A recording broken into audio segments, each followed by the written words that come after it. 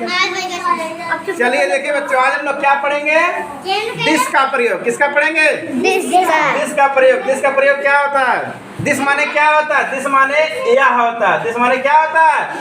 This माने यह होता है। इसका प्रयोग एक वचन में होता है निकट की वस्तुओं के लिए। किसका? निकट के लिए होता है, निकट में होता है। ठीक है, जैसे कोई चीज, जैसे यह क्या है? यह बिल्ली है या शेर है, तो नजदीक जो होता है उस चीजों के लिए हम दिस का प्रयोग करते हैं। जैसे हमने कहा यह एक बिल्ली है, तो इसका नियम भी होता है, पहले क्या? दिस, उसके बाद इज लगता है, उसके बाद आर्टिकल ए या एन, फिर प्लस नाउन। नाउन मतलब संज्ञा। बिल्ली क्या है? इसमें संज्ञा है। यह के लिए क्या प्रयोग करेंगे? दिस। देखो दिस लिखा, उसके बाद इज है, इज लिख लिया, उसके बाद बिल्ली। बिल्ली क्या है? नाउन है ना, संज्ञा है बिल्ली।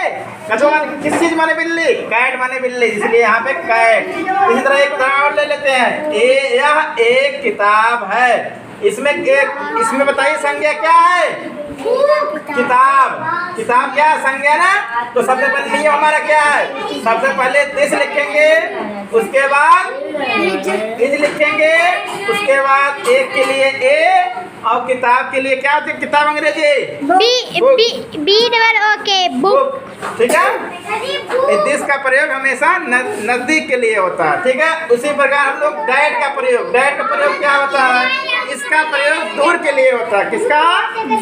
डैट का प्रयोग जो होता है दूर के लिए होता है। देखो, जैसे हम बोले कि वह लड़का है, अगर हम बोले वह गाय है, वह भेड़िया है, हम दूर संकेत कर रहे हैं ना, इसलिए दूर की वस्तुओं में हम क्या प्रयोग करते हैं? दूर के लिए डैट का प्रयोग करते हैं। जैसे एक उदाहरण ले लेते हैं, देखो डैट नियम क्या है? डैट लगाएंगे, इज लगाएंगे, ए या एन, फिर वही नाउन या संज्ञा। ठीक है, तो उसके बाद वह एक लड़का है, वह के लिए डैट और इज, और एक के लिए एक, और लड़का क्या है? संज्ञा है ना।